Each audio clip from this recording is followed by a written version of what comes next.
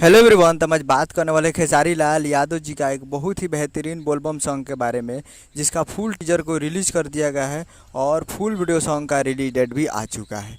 और इस गाने को लिखे हैं दीपक देशमुख जी और इसमें म्यूजिक दिए हैं दीपक दिलकर जी और इसे गाए हैं खेसारी लाल यादव जी, जो कि आपको स्क्रीन के ऊपर दिखाई दे रहा है। जिस सॉन्ग का टाइटल है अहिरान बम, जो कि ये 8 तारीख को रिलीज़ किया जाने वाला था, लेकिन आज 8 तारीख को नहीं रिलीज़ किया गया और इसका 7 तारीख को टीजर रिलीज़ कर दिया गया है। और आज 8 तारीख को फुल वीडियो सॉन्ग आने वाला था, लेकिन नहीं आया कुछ टेक्निकल प्रॉब्लम के कारण।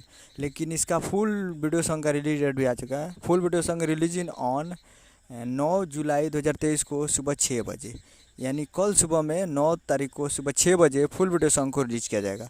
तो कल सुबह 9 तारीख को सुबह 6 बजे तैयार रहिएगा बदनाम एंटरटेनमेंट भोजपुरी यूट्यूब चैनल पे फुल वीडियो सॉन्ग को देखने के लिए।